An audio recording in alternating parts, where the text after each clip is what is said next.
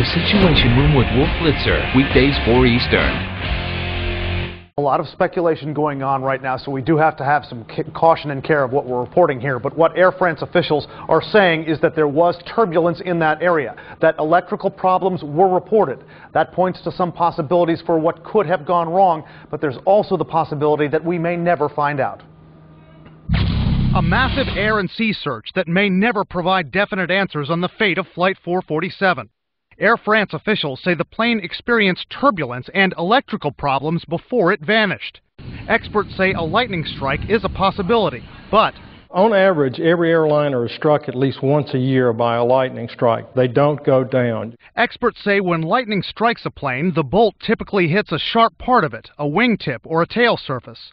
Millions of amps of energy run through the aircraft and usually exit out another sharp point. But sometimes, if components aren't well grounded, high voltages can cause electrical damage. This plane, an Airbus A330, is equipped with a fly-by-wire system. Unlike standard aircraft, where the pilot's controls are manually attached to control surfaces like rudders and flaps, with fly-by-wire, the pilot's controls in the cockpit are linked to the movable surfaces by electrical wires and computers. So essentially, a signal is sent to move those devices. Experts say there are backup fly-by-wire computers and wires, but a lightning strike could possibly disable those as well. If you have a massive electrical problem, it's possible that you could cut off all the commands out to the control surfaces. Still, even if those commands are cut off, aviation experts say the A330 has a manual flight control system, so-called trim tabs, that allow the crew to manipulate the rudder and the surface controls.